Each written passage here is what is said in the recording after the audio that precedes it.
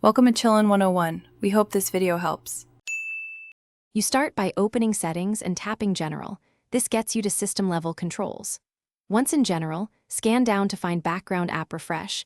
It's grouped with network features. Make sure your iPhone is unlocked and connected to Wi-Fi or cellular, otherwise some toggles might be grayed out. Now tap Background App Refresh to reveal the controls and prepare to choose between off, Wi-Fi, or Wi-Fi and cellular. Move on when you see the app list.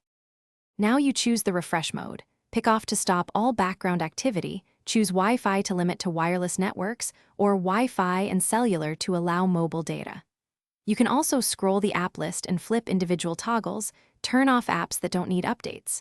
Make sure to weigh battery life and data use. Allowing many apps will increase both. Once you set the mode, exit back to settings or tweak app-specific choices as needed. Finish by confirming your selections, open an app and let it run in the background to verify it refreshes as expected. If changes don't take effect, force quit the app or restart your iPhone to clear temporary states. Make sure low power mode is off and check screen time restrictions. They can block background refresh.